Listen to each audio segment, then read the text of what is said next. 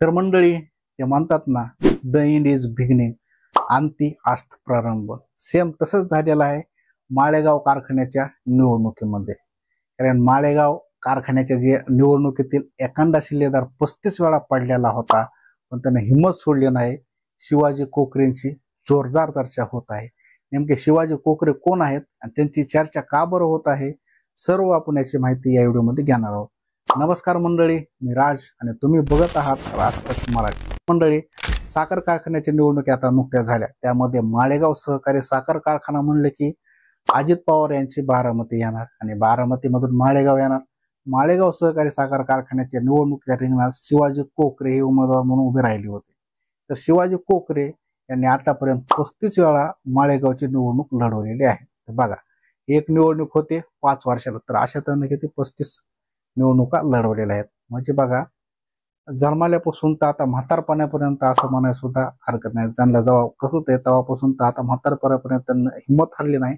35 वेळा निवडणूक लढवून देखील यावेळेस 36व्या वेळेस ही निवडणूक त्यांना जिंकलेली आहे.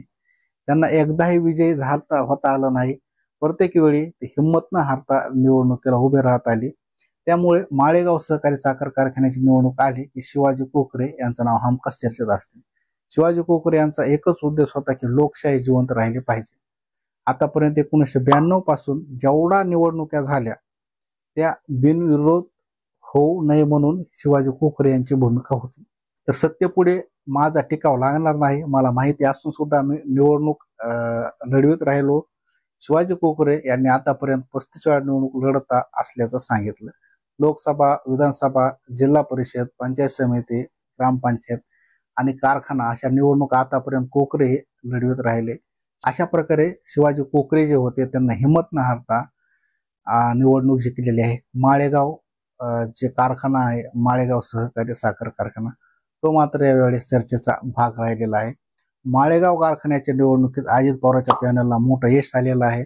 माळेगाव सहकारी साखर कारखान्याच्या निवडणुकीत अजित पवार यांच्या निलकंठेश्वर पॅनलला मोठं यश मिळताना दिसत आहे.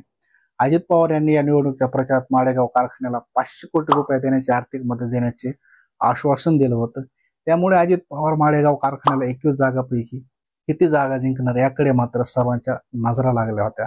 परंतु मंगळवारी मतमोजणी झाली. पहिल्या दिवशी ब प्रभागातून अजित पवार विजयी झाले. त्यानंतर बुधवारी दुसऱ्या दिवशी पहाटे 5 वाजल्यापासून मतमोजणी सुरू झाली.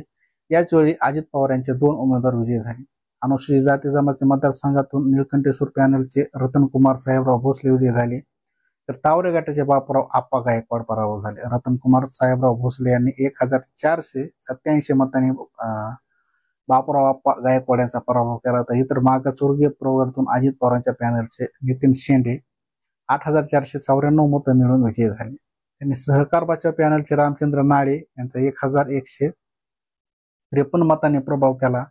त्यांना 7341 मतं मिळाली. त्यामुळे आतापर्यंत अजित पवार यांच्या पॅनलचे 3 उमेदवार विजयी झाले आहेत. हे तर विजयी झाले, मात्र संध्याकाळी जो निकाल लागला माळेगाव सहकारी साखर कारखान्याचा निकाल, तो एक हाती अजित पवार यांच्या हाती आलेला आहे आणि त्यामध्येच कोकरे यांना घणघणीत यश आलेलं आहे. तर आता असा एक प्रश्न निर्माण होत आहे की अजित पवार हे उपमुख्यमंत्री आहेत महाराष्ट्राचे आणि सध्या सत्तेमध्ये सुद्धा आहेत आणि याचा त्यांना काय फायदा झाला का, हा देखील प्रश्न पाहणं उपस्थित आहे. का अजून काही नवीन काय हालचाली झाल्या, नक्की कमेंटमध्ये तुमची प्रतिक्रिया कळवा आणि बघत राहा राजतक मराठी. तेव्हा पुन्हा भेटूया अशाच नवीन व्हिडिओमध्ये. तोपर्यंत जय हिंद.